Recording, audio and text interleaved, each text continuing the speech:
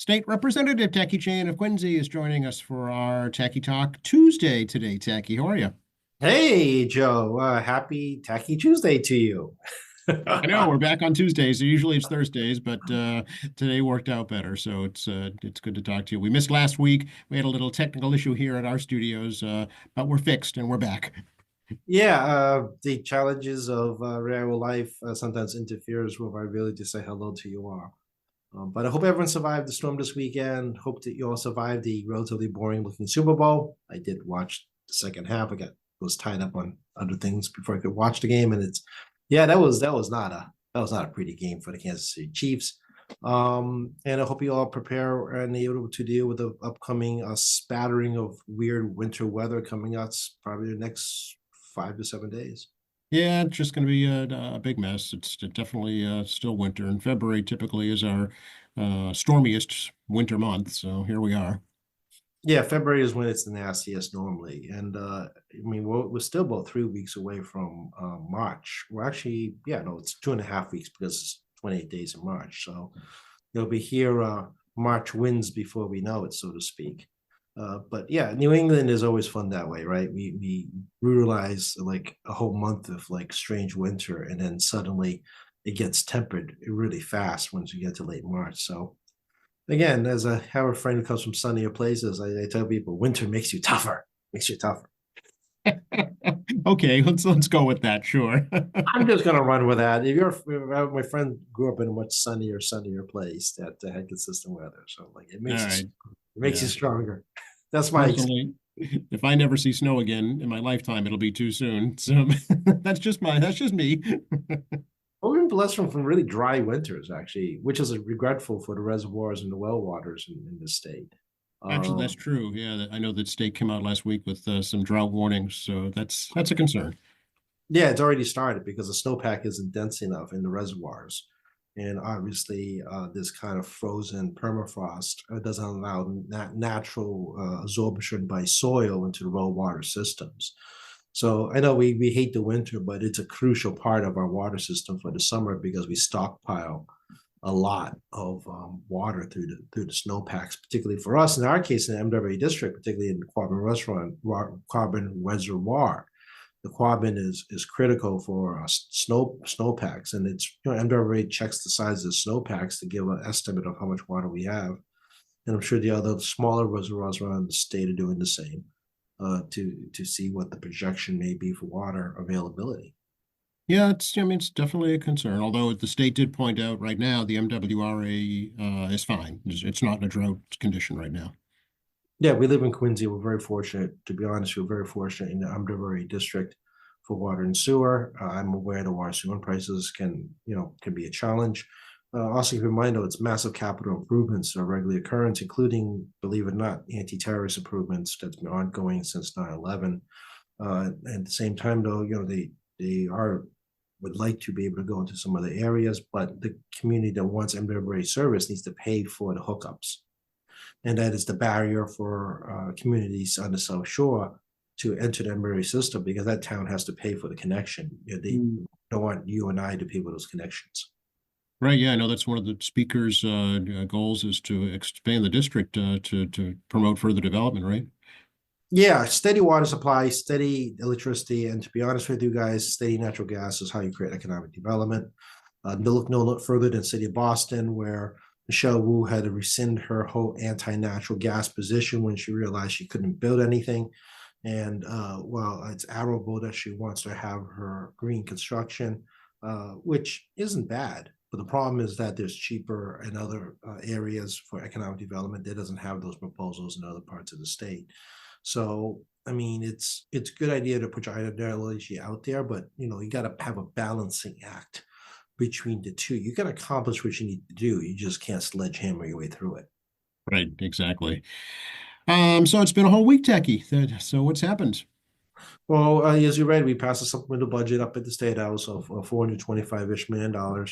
It addresses the shelter issue, but not necessarily just the emergency shelter issue, but also the homeless shelters as well as other transitional not-for-profit agencies doing the work. Homelessness is not an issue just for migrants. It is an issue that's going on through the state quite heavily. And this is challenge for us in the sense we're getting crappy data sets. Let's call it what it is from the governor's office. So what we did in our bill was that we cap it at 4,000 total families, which is pretty consistent with what the governor's been doing. We require Corey checks. We require demonstration of residency in Massachusetts, so we have an idea if you are residents or can prioritize residents, veterans, and persons with disabilities, and people fleeing domestic violence. In particular, for emergency shelter, domestic violence one in particular, and children and persons with disabilities. The Executive Office of Housing and livable communities, now we used to call it urban development, but Secretary of Housing has the ability to create some regs to create special exemptions. Domestic violence, as John Keenan has pointed out in the past, is one of the big ones, right? You fleeing your abuser in Rhode Island, you're not going to be someplace where your abuser can find you, okay? I mean, duh.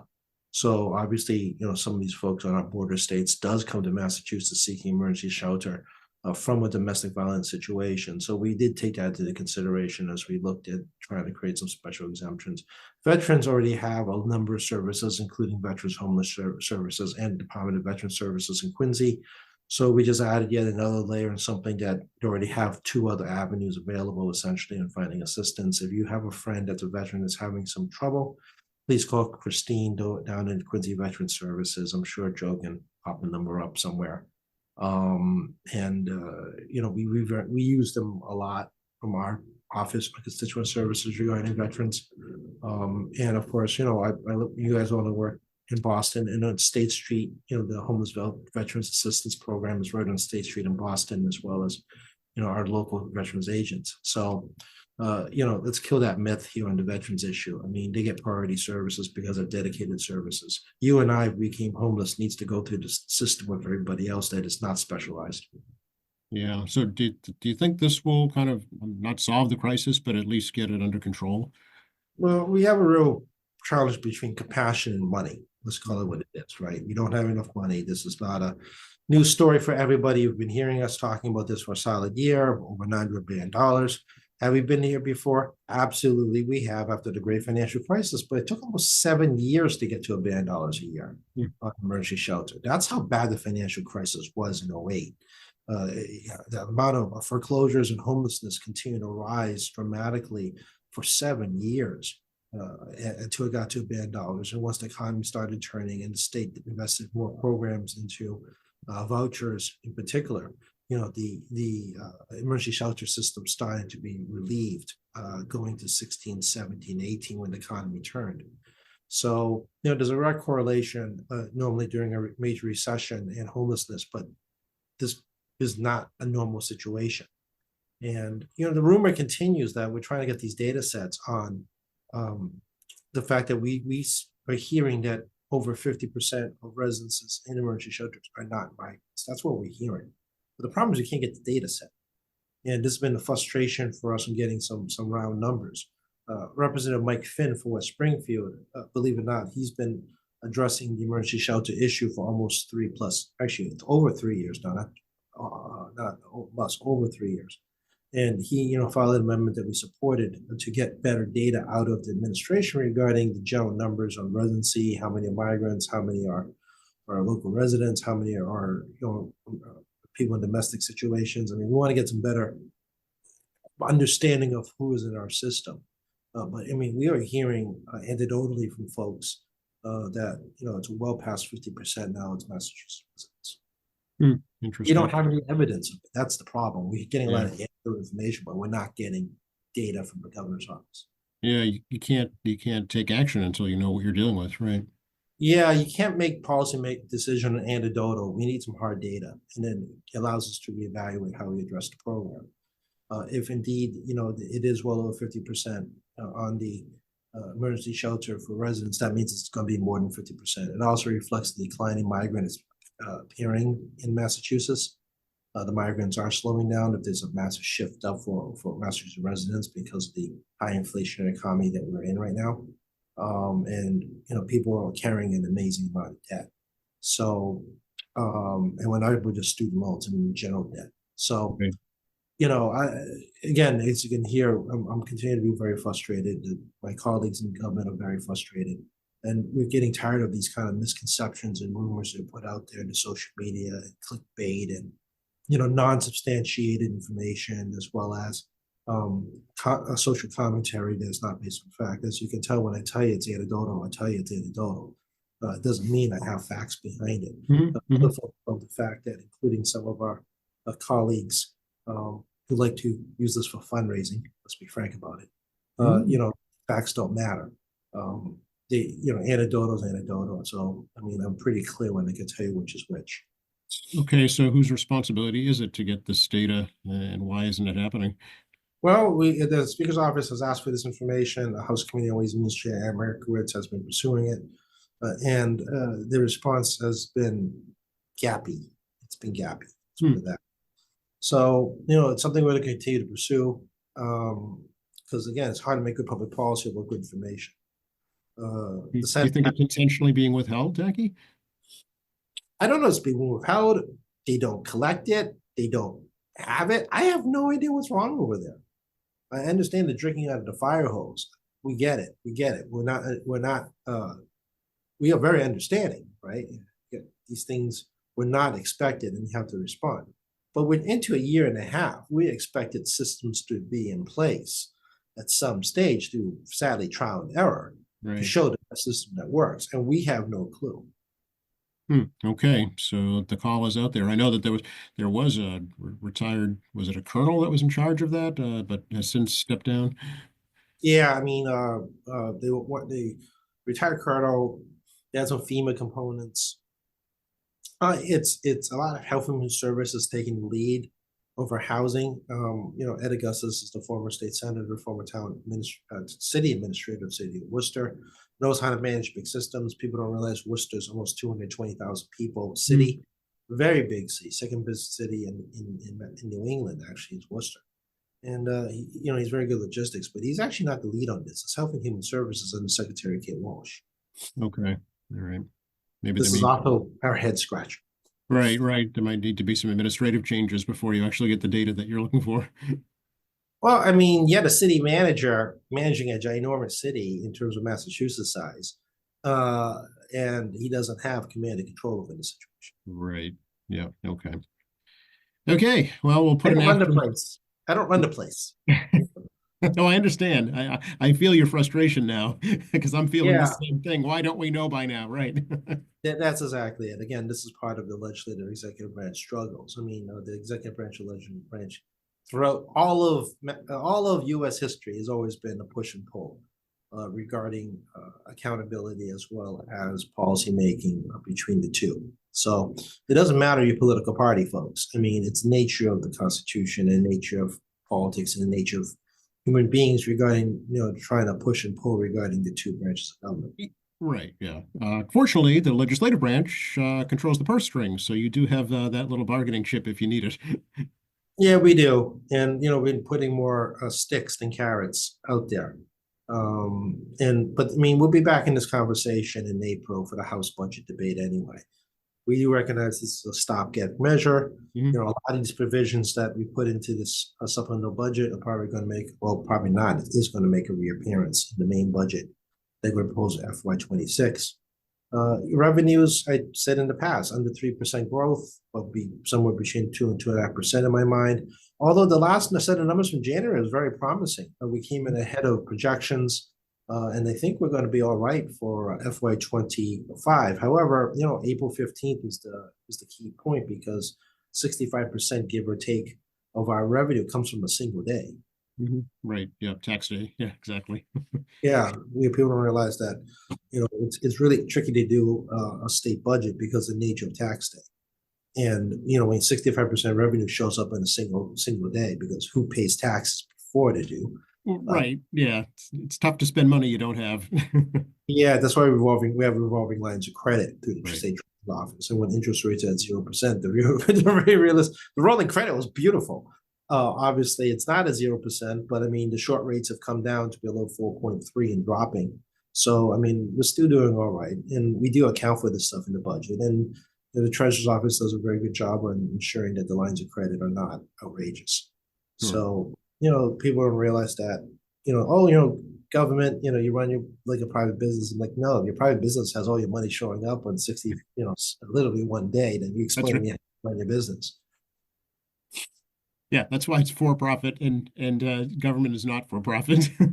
Even seasonal businesses, know when they're closing, when they're opening. And Yes.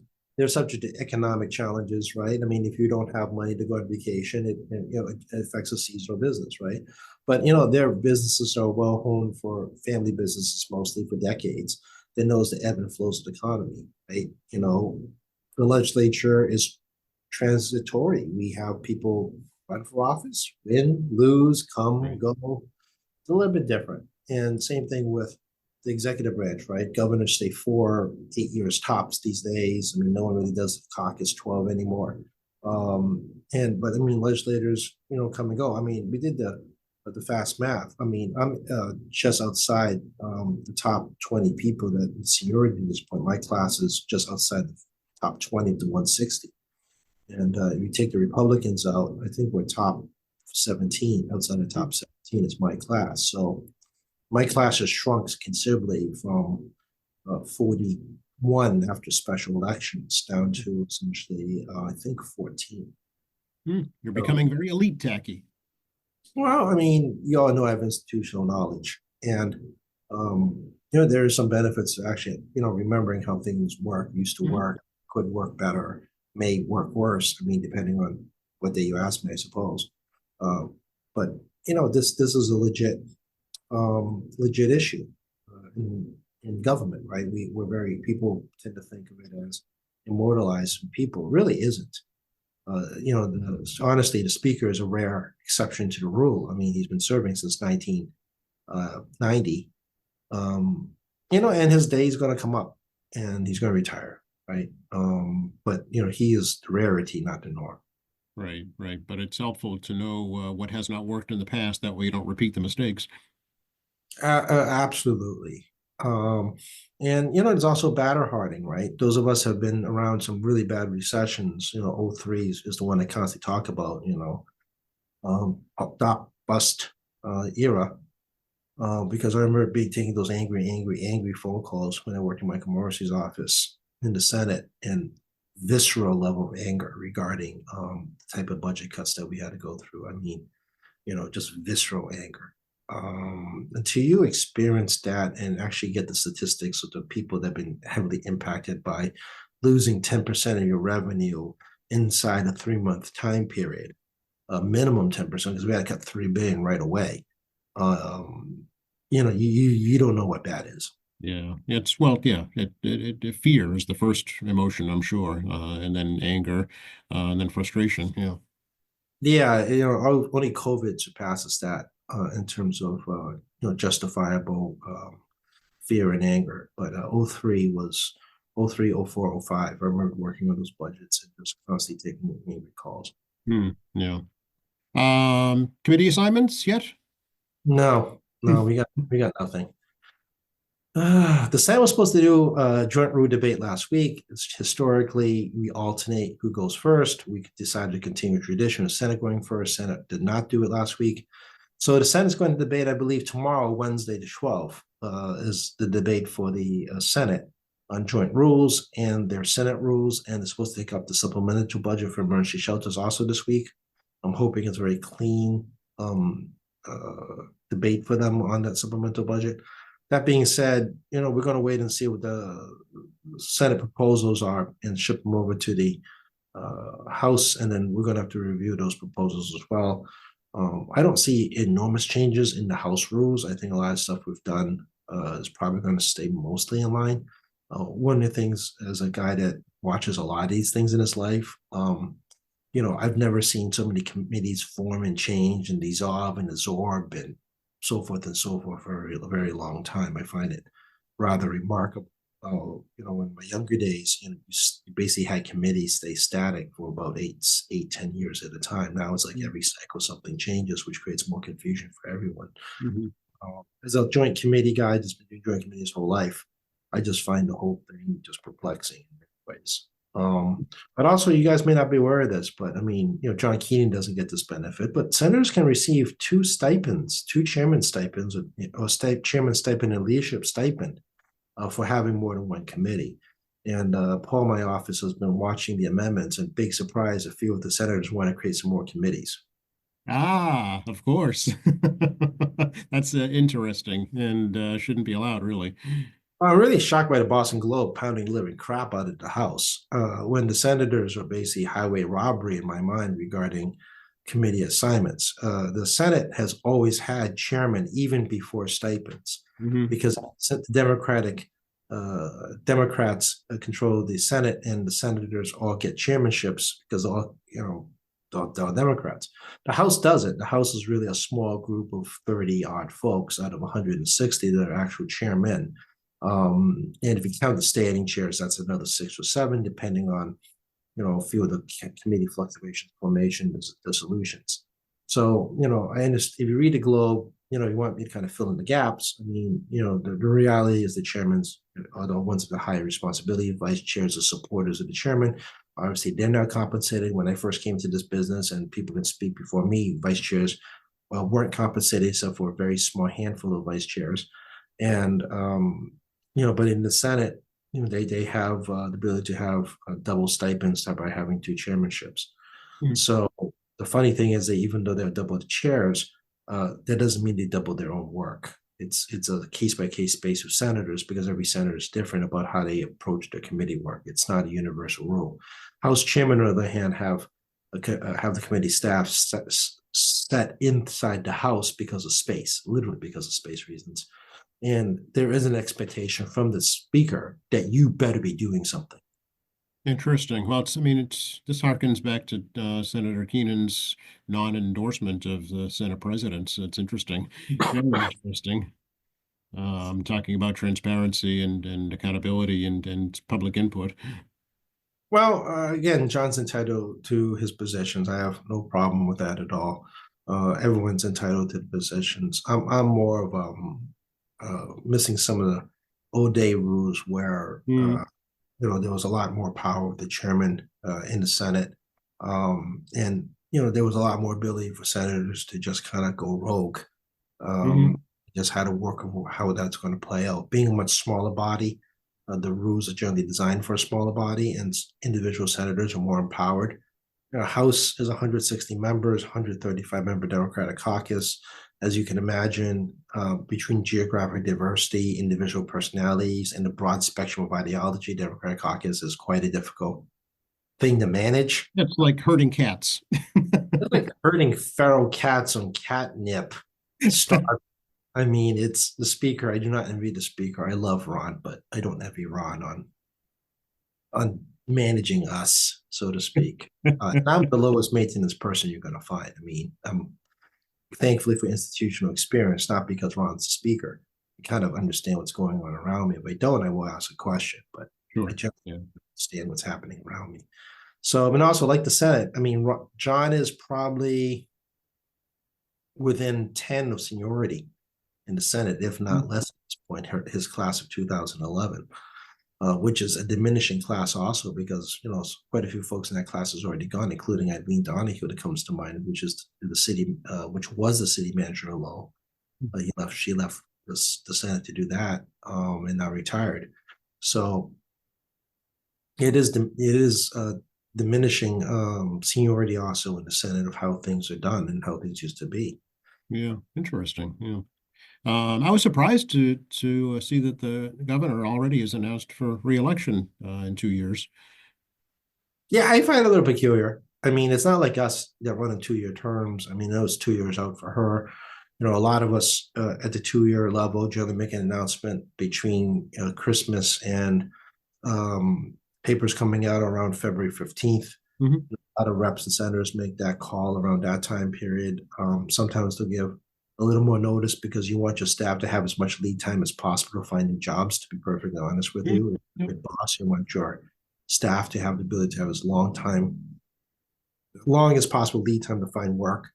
Um, I am a little surprised actually. Yeah, it was kind of like a year early, basically. Well, there's no threat of a Democratic primary challenge announced. I do know that a lot of us raise a lot of money, but it doesn't mean we're running for governor. Hmm. Uh, there's all kinds of speculation, rumors about a couple of folks, but no one's actually demonstrated to pull the trigger nor raise $1 million. Right. Yeah. So I'm But the only thing not I sure. could think of was it was a preemptive strike against possible Republican challengers. Yeah, but we're Democrats, right? You really Right. actually prepped striking against a Democratic challenge, not a Republican challenge. Mm, Republicans are going to run whether they want to or not because they generally get a clean primary or a yeah, true. That's primary true. primary versus a nobody, which is more likely. And names have been floating around already about potential Republicans, but Hmm. until they need to form a campaign account now Hmm. because the nature of campaign finance laws in Massachusetts is so restrictive. Unless you have a lot of personal wealth, which surprisingly we've as I talk and lament about how many people with personal wealth has become governors in the state in the last 20 years, both Democrats and Republicans. Um, they need to get started today because as much as you may have personal money, there is a point where you can tolerate only so much of money going into a hole. Right. And as of, I mean, I check it every day, and as of today, nobody's done that at the with the Office of Campaign Political Finance. There isn't one. Yeah, she's not going to scare out a Republican candidate. They're going to just do it. It's really about trying to scare a potential Democratic candidate, of which I'm not sure who it would be right now. I mean, there's a lot of Interesting. just out there, but I've not seen anything substantive. Yeah. Okay. All right. Hey, the King of Jordan came to the State House. Yeah, I saw that in Status News Service. It's the opened the whole grand staircase and brought out the grand and was it grand? Oh God, I forgot the name of it. It's the essentially the state honor guard and all that. And yeah, that's what happens when you're making an official visit to the state house. Is it's a very rare event that occurs. Yeah, it was pretty neat to see all the pomp and circumstance, the National Guard, as you say, the Honor Guard, the Color Guard, the 54th Regiment, parading to the meeting room there on the first floor. So I'm sure that doesn't get used a lot. No, it doesn't. Like I said, the main doors of sales only opens for three occasions: official head of foreign head of state, official visit by the U.S. president, and exiting of a governor at the end of the term or early, or they resign early. You didn't get to meet him then? No, no, I'm not called into these things. The last head of state I met was the South Korean president, who was having all kinds of problems. Well, okay, the South Korean president Yoon, which we had lunch with. Well, I didn't really get to speak with him directly a lot, but I mean, that was what it was like 2 Mays ago. Now was it three? I seem to remember that actually. It was at Yeah, least two. Yeah. at least two, and he's the one that called martial law in South Korea that tried to bar parliament from entering by having the military surround the parliament, and parliamentarians desperately trying to barrel through the military civilian with no weapons to get into the building any way possible to end martial law under the Constitution. They have the power to do that, and he's been investigated by independent. They have an independent third party law enforcement, like the Department of Justice, that investigates corruption of elected officials. And he's been impeached. His vice president, which is over there, called the prime minister, has also been impeached. And now they're running under a foreign minister president. And their Supreme Court is the final arbitrator of holding impeachments or not the legislature. They're going to send the impeachment case to their Supreme Court, which only has 6 out of 9 members there because the president won't appoint the other three, and because it's like a split appointment power there, Oh, um, and the president and various ministers have been brought in for arrest for basic sedition. The country, in context, you have to understand, is a relatively young democracy, under 50 years old, mostly really 30-ish plus, 40. after the Korean War, basically, right? Yeah. Well, they had martial law. It was really a bunch of dictators, military Yeah. dictators. So they had more conventional democracy, and the Constitution was set up to create the prevention of another military coup. And it's designed really to, I mean, corruption is, not inevitable, but it's there. Let's not pretend it isn't. It's whether you have enough mechanisms in government to catch corruption. And in South Korea's case, they have a lot of different mechanisms out there, all watching each other to try to ensure the least possibility of someone getting away with crime in government. Right, right, right. Interesting. Yeah, I'd say least possibility. I don't think anything's foolproof, as you can tell. Yeah. Well, you got to meet him before all that, so that was good. Yeah, yeah. It was. I was actually at a friend of mine who is Korean, and we're chatting about it. And her mom was so proud that she met the Korean president. Now she doesn't talk about it. That's funny.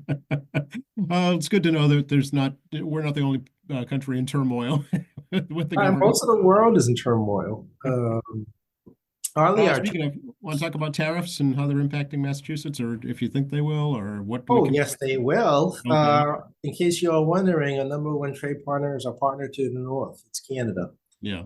Right? It was China. I need to look at new numbers, but we're following the federal numbers regarding trade partnership, where it's Mexico, Canada, China, China, Canada, kind of flip back and forth on the national level. Ours is our neighbor to the north. And then, Mexico and Canada is probably flopping around. I believe in like countries like Switzerland, Japan, Switzerland, Korea, Germany, England, fill out our top 10. So actually, Hong Kong's in our top 15, oddly enough, as well as Really? China. Yeah, it's Oh, interesting. Those the really two really small places, Hong Kong and Taiwan, top round to the top 15. So, yeah, I mean, our biggest trade partners north of us, we are somewhat of a trade deficit historically with Canada, but also remember the U.S. dollar is super strong. Has always been strong against Canada. Right now, it's $1.45 U.S. wow. Canadian dollar to $1 US.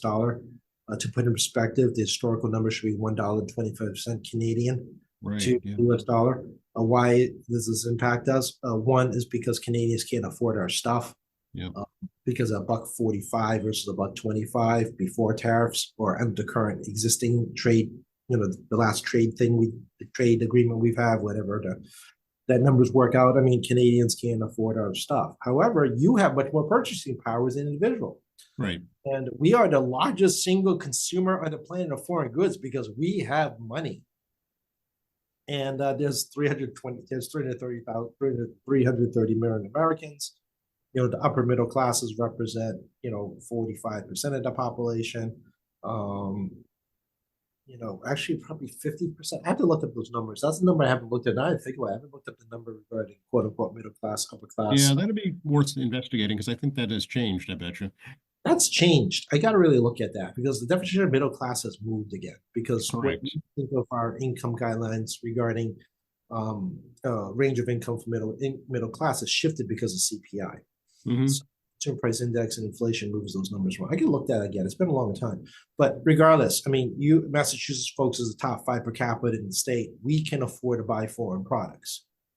And as a result, we have a more enormous purchasing power. Well, the Canadians do not have a strong purchasing power because they're $1.45 now, than they were from $1.25. And that's before the tariffs. So what does the tariffs mean? Well, I mean, we start tariffing Canadian goods. You and I are paying an extra 25% tax on their products. Even the federal government, Trump is heavily relying on our strong purchasing power to be able to withstand these tariffs.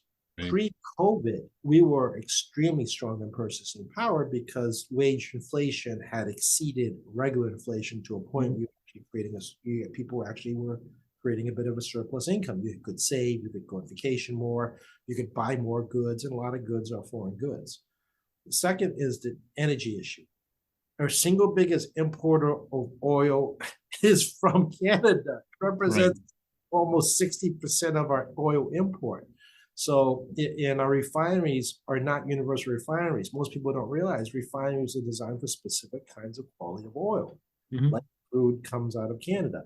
The majority of refineries are not designed for heavy crude, which actually comes out of our own ground down in Texas and similar places. So every refinery has a different type of system. And guess what? They cannot change the system without building a new refinery. You have to blow up the old refinery to put a new refinery. Yeah. So when 60% of oil is now being taxed from Canada, I didn't know it's not 25%. President wants to do 60%. That has a huge impact regarding energy pricing. And that includes things like hydro, which is a big part already existing portfolio for us in New England. And given the fact that we seem to have a settlement, with Maine on this whole pipe, electrical transmission line, you will be paying more money on not just fossil fuels, but also renewable power if that 10% tariff goes through. And even though the US purchasing power is so much stronger than Canada's, 45% stronger. The question is, can you withstand that under current inflation, plus your wages are now below inflation, which they were above inflation, at the end of the Biden administration. Now it's starting to flip around again. So this is the reality that tariffs in our lives. And here's another funky thing. Cross-border production is a real interesting issue. For example, you could ship a good to Canada to US, US then assembles it, ships it back to Canada for continued assembly, then ships it back to the US. So you get 4 different times if the Canadians increase their tariffs, because you got tariff coming to the US company does the manufacturing of that product and needs to ship it back to Canada, that's another tariff. And then it ships back to US, there's another tariff. And then it ends up being a product, it can be tariffed 3 times. Yeah, I know automobiles are a big market for that. Oh yeah, because the car parts, the administration is going to do aluminum and steel tariffs as of yesterday. That's going to come to U.S. Car manufacturers. They're going to do an assembly. They ship it back over the Canadian border for a continued assembly, ship it back over to the U.S. for another assembly. And this is not uniquely just American. I mean, this includes things like foreign parts. I mean, eventually we're going to get to Canada, right? I mean, get to the Japanese and camera parts. Camera parts come to the US, they're tariffed, they're assembled in the US. Right. They're kind of weirdly American made because everything's built here. Yeah. It's just that parts are shipped overseas, but sometimes those parts go through multiple channels, including Canada, on it. So you could be tariffed on this weird, like, multi-country thing. The bottom line is this, right? The administration is extremely dependent on the US economy being strong enough, and we being the single biggest, strongest importer because we have the most powerful ability to buy stuff. We still have the ability to buy the most stuff of anybody, more than China, more than India, Indonesia, more than the other countries that have populations much bigger than ours, because their per capita is closer to Mexico than it is to us. So, so that they're dependent on you and me as consumers to withstand the tariffs, to not have an adverse effective economy. That's a huge gamble. Essentially means we're going to be paying more for stuff. Yeah, and the gambling, we can afford it. Right. That's a huge gamble. I mean, normally tariffs, have like 3 policy components. Obviously, revenue generation is a gimme, protectionism, and a negotiation. I mean, those are the 3 public policies, right? Protectionism is that you're going to not buy foreign goods, buy local goods. For example, German, I don't know this, but there are no German trucks in the US. Oh, you're right. German trucks have not been in the US because of a pig war, I discovered. So there was a pork tariff on US pork. The Germans, we responded by tariffing German trucks specifically. Those tariffs have never changed. It's very interesting. Yeah, there are cars certainly, but not trucks. Yeah, that's exactly it. It's very expensive to buy a German truck. It's also very expensive to buy U.S. pork in Germany. This was a protectionism issue. They're trying to protect the domestic markets in both cases of the pork industries as well as the truck manufacturing industry. Those tariffs have never left. Those are still there. It's a long-term consequence. So, some of these things are targeted over the many centuries of protectionism, more than revenue generation is really what it is. Globalization's created protectionism.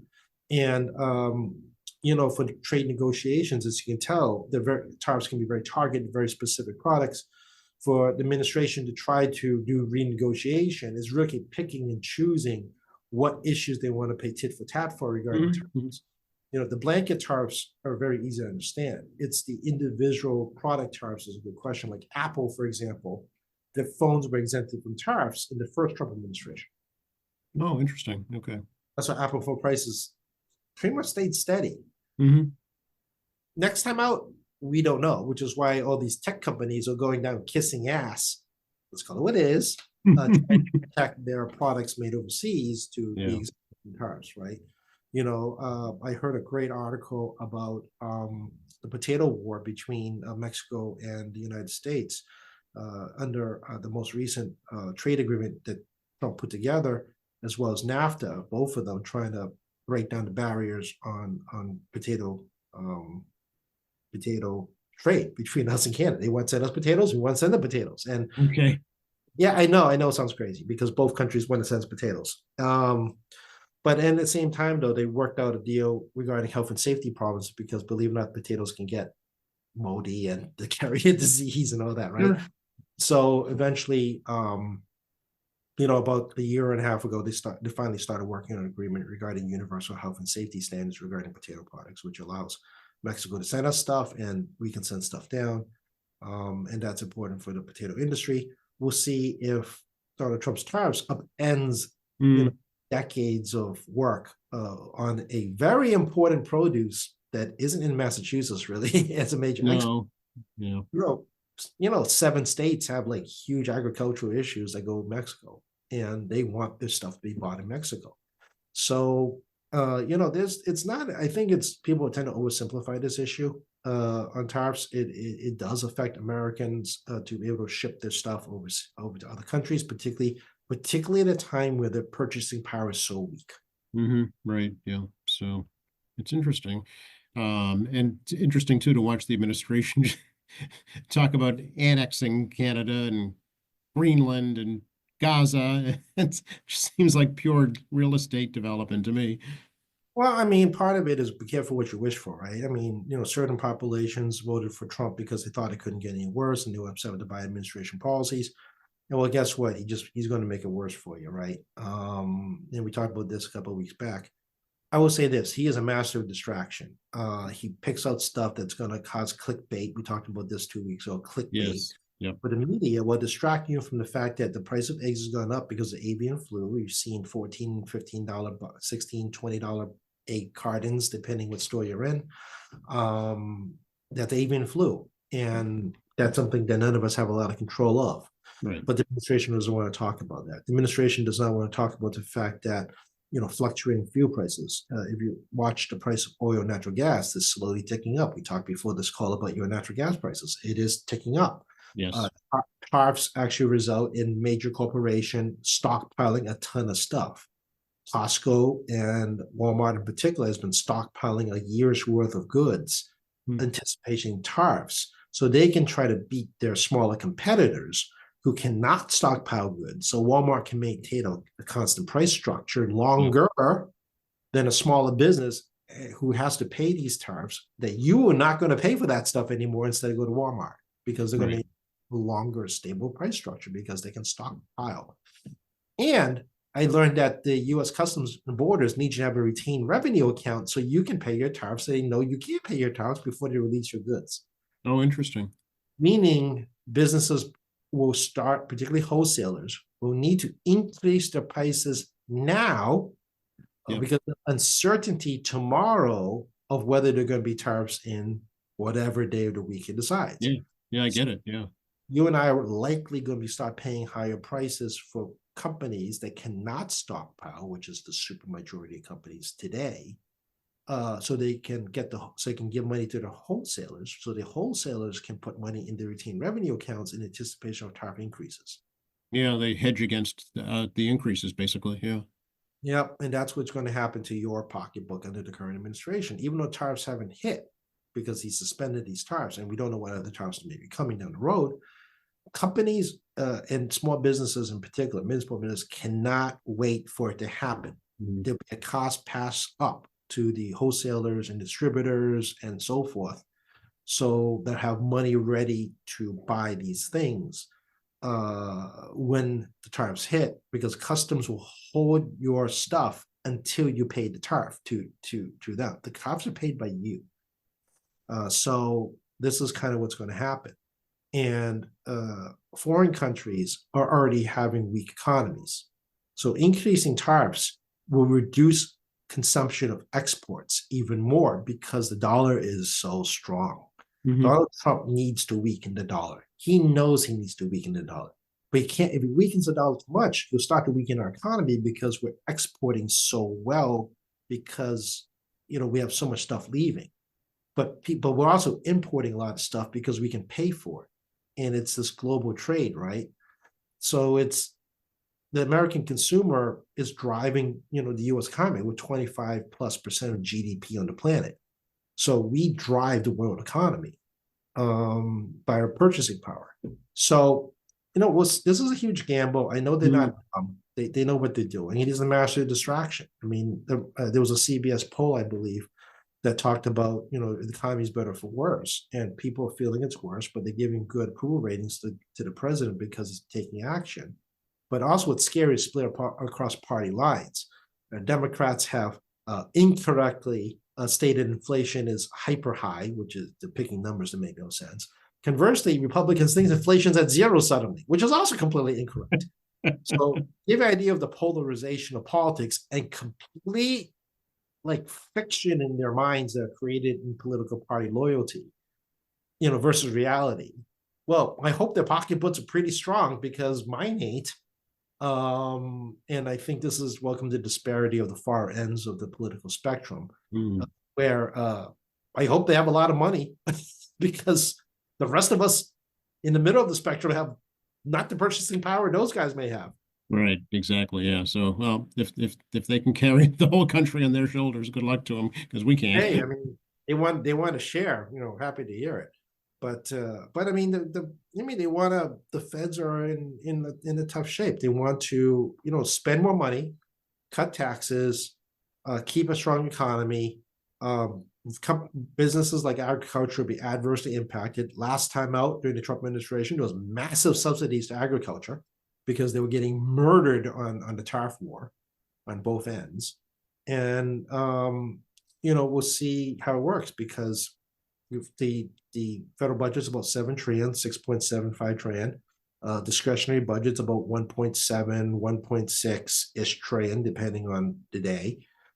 Your debt is about 1.7 to $2 trillion of interest payments. Medicare, you throw in Medicare, which is about 2 trillion, Social Security and other mandates is about $4 trillion. I mean, the math isn't exact numbers, but you can see where I'm going here, folks. Mhm. So, they already said they're not going to cut Social Security and Medicare, which is already, 60% of their budget. And other mandated spending is set by Congress. So, oddly enough, the size of discretionary spending, which is about 1.7 ish, give or take, is the same as the interest payments we pay on our debt. Mhm. So, I mean, I get you cut a lot of little things to get to a bigger number. I mean, we do it in state government, and I think you do it in your household too. I've already cut out things like soda water and like my Mhm. seltzer. We cut that out over time. I've reduced my consumption immensely to save a couple of bucks. But it's there is a point where they're going to have a problem because even if they do 25% tariffs on all imports, I mean that's only about $400 billion if they're lucky. If they're Yeah. lucky. U.S. consumption goes down on foreign imports, it will not be $400 billion and 25%, more foreign imports. So, I mean, you can see where I'm going here, right? If the tariffs could negatively impact consumption, us consuming foreign goods, which then affects the revenue for the country. Right, right. Let's talk about something a little lighter, tacky. I what's about? It's Lunar New Year coming up. Well, the New Year is coming up, but there's a snowstorm coming up this Saturday night. Well, that's not lighter. I want to talk about that. I've done a few snowstorm Lunar New Years. Parking is always the toughest because of the nature of Lunar New Year. So North Quincy High School, 11 a.m., 12 p.m. kickoff in terms of the ceremonies. It's going to go about a 4-hour event. A great job by Quincy's Resources and the volunteers and those kids at North Quincy and Quincy High, both putting a lot of time and effort into this year's Lunar New Year, the year of the snake, coming out of the dragon. I think I've talked about this already in the past. And the snake's a transformative year, and it looks like it will be a transformative year for your lives. And the question is it good or bad? It's kind of in the eye of the beholder. But I mean, we got that going on. I met with the Korean Consul General, interestingly enough, last week to talk about important issues affecting them. They updated us on the North Korean situation. North Korea has gotten very, very quiet. Those who may not be aware, North Korea has torn down every single friendship symbol on their side of the border with South Korea, which takes decades to put up, seconds to pull down. They're very concerned about their safety, obviously, because you don't need modern weapons. World War I weapons can hit Seoul. It's only about 10 miles from the border. So, and about half the population of the country lives in Greater Seoul. Hmm. 50 million people, 25 million people live in the Greater Seoul area. So, there's a lot of concern there. They're obviously very concerned about the safety of their student population as well as expatriates here, because they're concerned about a rise of Asian hate. And the Trump administration's rhetoric just puts more fuel in the fire. Obviously, I'm very concerned about that as well. Immigration is very important to them because they have a lot of students and people with HB1 visas here, as well as 50 companies in the greater Boston area, which, are multi-billion-dollar companies that create jobs for this area. And they're very concerned about, the negative impact of immigration, how it impacts their businesses, and whether or not their businesses will stay here. They've made no decisions, but they're very aware of the political climate in DC, and that's going to cost us a lot of jobs and tax money in Massachusetts if the Korean businesses start pulling out, because, well, that's just how it is. So, they're watching everything very, very carefully about, not just global security issues with North Korea, but also domestic issues and how it impacts them and their residents. So, it was actually a very good conversation. As you know, it was very, very interesting to hear from different consulates regarding how they perceive us, how it affects their investment in the U.S. and whether they'll continue the investment in the U.S., especially in Massachusetts. And kind of like, how they, want to ensure that, we have good communications and a stable relationship. What else is fun stuff? It's Valentine's Day coming up. Yeah, I don't do that. That's not me. I don't. It's President's Day on Monday. That's a big deal. Yeah, President's Day.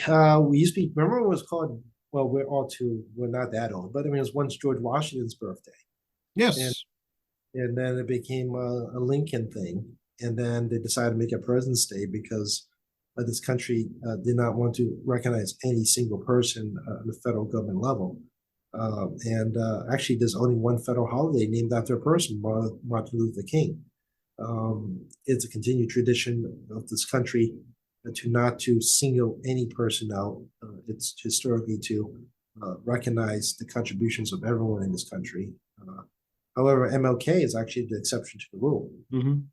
So, this is kind of lost on folks, right, in terms of how the federal government does its federal holidays. But we shall see how, things go on next with this Congress and this new administration. Stay tuned. Exactly. Yeah. Yeah. So, we'll wait and see. But, also school vacation week is the first opportunity for people to take some time off their families since the holidays. And I heard that dry January is also going to dry February for some folks. Oh, really? Okay. Yeah, I talked to a few friends. They're like, yeah, we're moving to dry February now. Partially, it's actually also economic.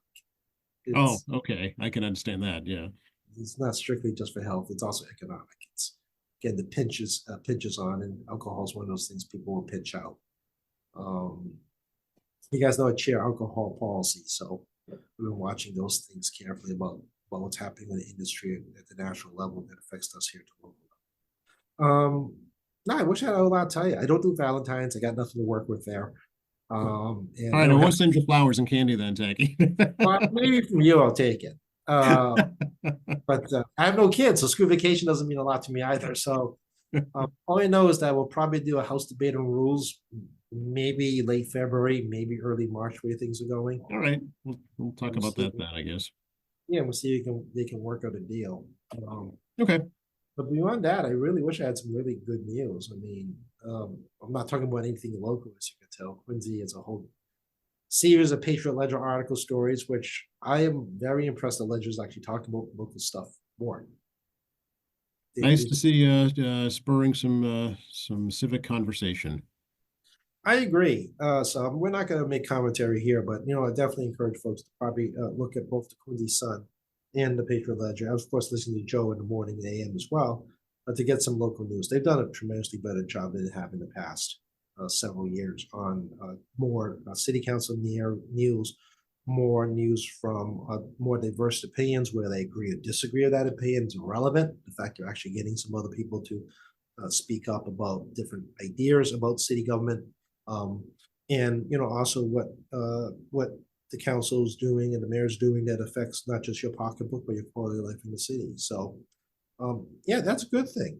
But we're not going to commentary here today. I just want people to encourage people to use the Sun, QATV, as well as the Patriot Ledger, and because in the past the Ledger, let's be honest, Ledger really became like very thin. I mean, There's no question, and they'll admit it too, for sure. Not of their fault. A lot of them were trying to do the best they could, but a corporate had a different idea.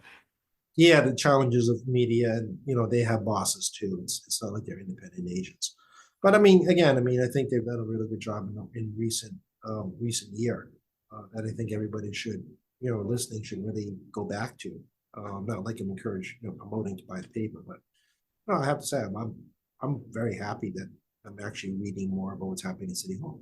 Yeah, I mean, an informed community is an educated community, and that really is the way to make things change for the better. Yeah, and Joe's driving interviews of local officials. And then our fun times here. Oh, as you guys all know, I mean, this is unscripted, so Joe doesn't even let me off the hook. No, So, no breaks given here. well, you can compare the dodge and weave skills between me and other electeds. Yes, Uh, that's true. You're right up there, Tacky, I gotta say. Actually, on the record on Channel 5 on Sunday, 11 a.m., they had a speaker on.